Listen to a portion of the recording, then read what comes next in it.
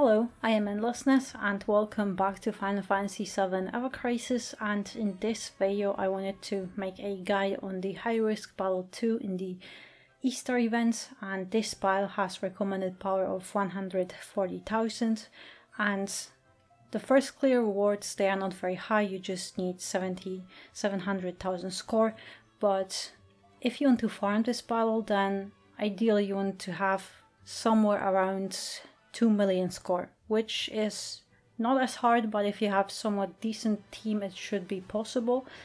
But also there are some tricks. As for the pink bunny egg, yes, it is still weak to fire, nothing has changed about that, and he uses many physical attacks, but also fire element magic attacks are most effective against this enemy. But also this egg will debuff your magic attack, so if you don't have any weapon that can nullify the buff or buff your magic DPS, actually those physical DPS characters, they are not bad at all in here. Of course they will not get as much DPS, as much score as magic attack, but they are still viable. So, I'll be using Barret, Zack and Sephiroth, and my team is at 209,000 power, but as you can see I have most of my slots open, so that means you can put any stat sticks here that will increase your DPS so you can do more damage and get a higher score. So, why am I using Barret? Only because he has micro laser. It increases magic attack on mid potency, so you can nullify the magic attack debuff and even buff the characters so they do more damage. And I also put Crimson Flare because it buffs fire damage for 20 seconds. And yes, Barret will do no DPS here, it's just to buff my DPS characters. Also I put 2 heal sub-weapons and 1 HP weapon, so his HP is at 8.3 and heal is 1 at 1.9. And then I have Zack with the Fire Arcanum costume and the fire weapon. Also I chose Hellfire for his summon and Carrot Sword, so this Easter event weapon as my secondary because it's honestly my best weapon currently. It boosts magic attack and fire potency, so I have nothing that's bare for Zack. Also, his sub-weapons, they are all fire to boost his attack, HP, and I know this is Cloud's physical weapon, but I don't have anything better for fire.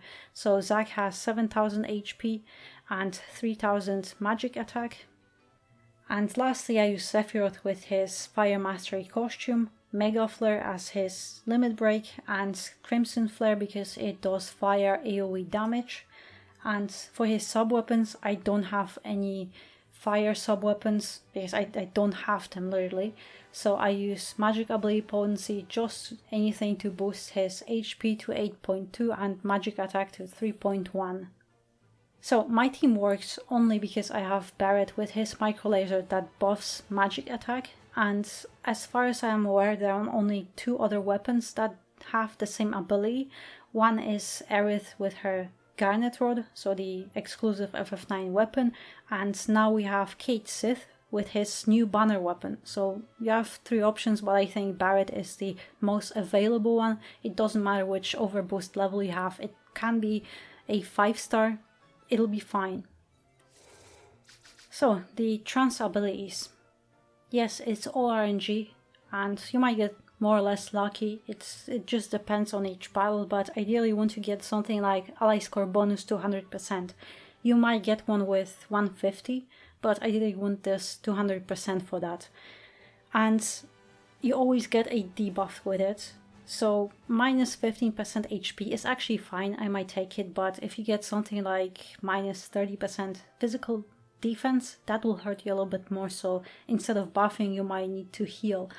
But it's just RNG, but ideally this ally score is what matters most.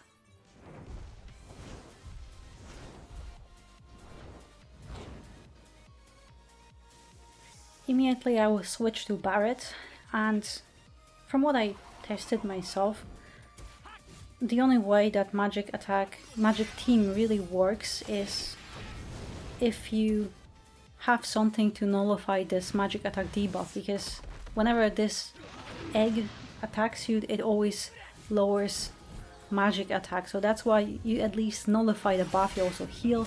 So it's the MVP weapon. It doesn't matter which character you use. As I said, we have multiple with those weapons, but this is the only way that this magic team really works efficiently. Barret, I didn't want you to do that. One more Sephiroth, and soon we'll get third bunny, and you might switch to target this one because the big bunny got fire resistance, and here you will also want to switch to defense just in case. And now all your limit breaks and summons, they are ready. I just want to buff Sephiroth a little bit and we are ready to cast. And also it doesn't matter which Crimson Flare level you have, it's just to buff the DPS characters. Yes, now Hellfire does more damage and Mega Flare. So that's still good damage in my opinion, and now I'll just quickly do this, and Barret's let's heal Zack a little bit.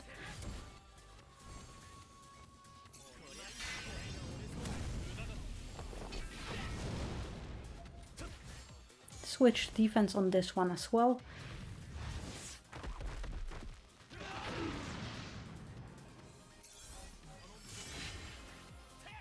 And if you have the event weapon equipped on Zack or Nanaki, remember to switch to them personally, because sometimes they keep using Fire Surge, which is not really powerful or great, instead of the actual DPS weapon you want them to use. But yeah, that's essentially the whole battle. If Barret dies, it doesn't matter. As long as he already did his job, so he buffed, nullified the debuff, and maybe even buffed the characters, it doesn't matter if he lives or dies, because he doesn't give you any more score, so you want your DPS characters to live. But yeah, that's essentially the whole battle. I'm not sure how High Risk Battle 3 will look like, I might do some changes there, but I hope this guide works for you and you'll find this helpful. But otherwise, if you don't want to use a magic attack increasing weapon like Barret, Cait Sith or Aerith, I honestly recommend just going with some physical weapons like Fire Cloud. He works really well from what I tested myself. But yeah, so that should be it. So thank you very much for watching, and I hope to see you next one.